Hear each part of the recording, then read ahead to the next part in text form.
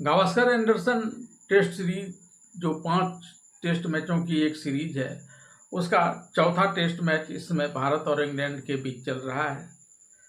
कायदे से तो इस मैच को भारत और इंग्लैंड दोनों ही जीतना चाहेगा। भारत इसलिए इस टेस्ट मैच को जीतना चाहेगा क्योंकि यह अभी वर्तमान स्थिति में 2-1 से पीछे चल रहा है, जबकि इंग्लैंड इस मैच को इसलिए जीतना चाहेगा ताकि एक टेस्ट मैच हाथ में रहते ही वह इस सीरीज पर कब्जा जमा ले।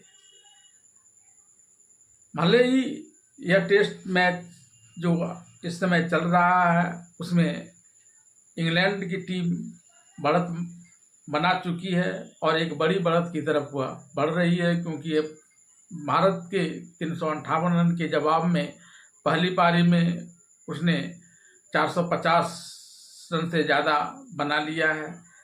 ऐसे में अब भारतीय टीम को कम से कम इंग्लैंड की उस चाहत को, जिसमें वह एक टेस्ट मैच रहते ही विजयी बनने का ख्वाब देख रही है, उसे दूर करना पड़ेगा और इसे दूर करने के लिए टीम की रणनीति में भी परिवर्तन करने होंगे।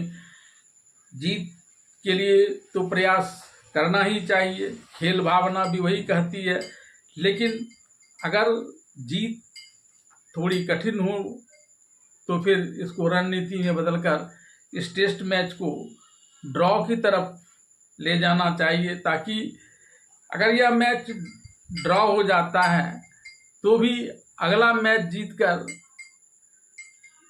कम से कम पूरे सीरीज को ड्रॉ करने की एक संभावना भारत के पक्ष में अभी बची हुई है। अब भारत को इस लक्ष्य को हासिल करने के लिए हालांकि कई परेशानियों का भी सामना करना पड़ सकता है।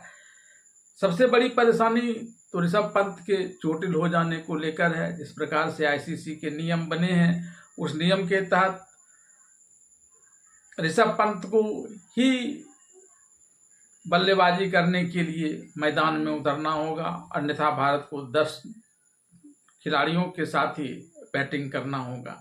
एक बड़ी समस्या है। दूसरी बड़ी समस्या गेंदबाजों के द्वारा विकेट नहीं ले पाने को लेकर है। इन दोनों को अगर भारत सुधार लेता है तभी भारत कम से कम इस सीरीज में अंतिम मैच तक बना रह सकता है, वरना इस मैच के साथ ही भारत की हार के साथ सिर्फ एक मैच और खेलने की औपचारिकता भर रह जाएगी।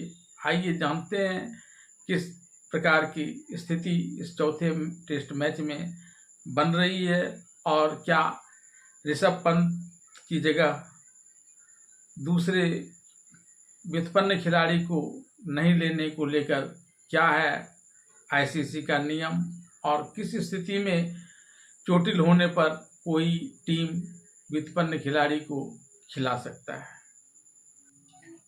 भारत और इंग्लैंड के बीच चौथा टेस्ट मैनचेस्टर में खेला जा रहा है।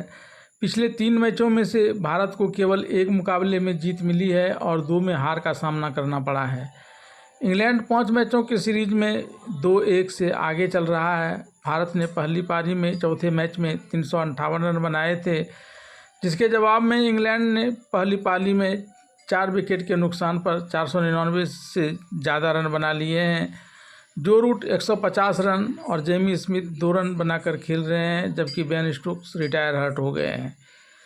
इंग्लैंड के बल्लेबाज भारतीय गेंदबाजों पर हावी पड़ते नजर आ रहे हैं। इंग्लैंड के सलामी बल्लेबाजों के बीच 166 रनों की पार्टनरशिप हुई थी, तब रविंद्र जडेजा ने भारत को पहली सफलता दिलाई। वहीं दूसरा विकेट 197 के स्कोर पर आशुल कंबोज ने चटकाया। जैक क्रॉली 84 और बेन डकेट 94 रन बनाकर आउट हुए थे। लंच के बाद इंग्लैंड टीम वाशिंगटन सुंदर के मायाजाल में तब बुरी तरह फंसती नजर आई, जबकि वाशिंगटन सुंदर ने महज 13 गेंद के भीतर ऑली पॉप और हैरी ब्रूक का विकेट चटका दिया।